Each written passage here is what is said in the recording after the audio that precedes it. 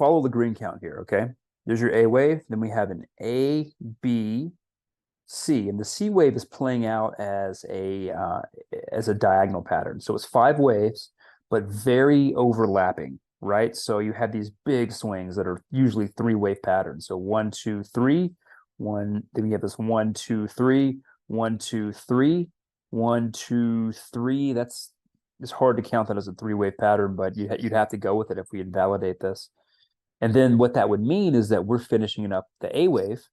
We should get a B wave, I'm thinking probably in December. And then we get that final thrust higher into Q1, which would take us up into the 47, 40, 47.8, 47.63. Those are my first targets. We'll have to see how we push if that does happen. So what would have me scrap this red count and go with the green count? Two things. One, we break above 46.06. That would invalidate this 5-wave pattern down. And keep in mind, there's only 3 rules in Elliott wave. One is that the second wave cannot go above the start of the first wave. So as of right now, if this is a second wave, it is still below the start of the first wave.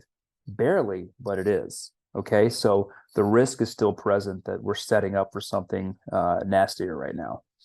The other scenario that would have me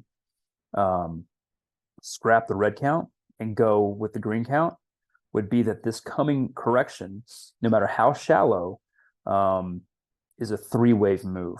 Now keep in mind, if we're in this A, B, C up, A is 3 waves, B is 3 waves, C is 5 waves. All right. So if we get a 3-wave move down, then we would probably take that buy. We would probably start putting some of our cash back into the market. So that's what I'm looking for right now.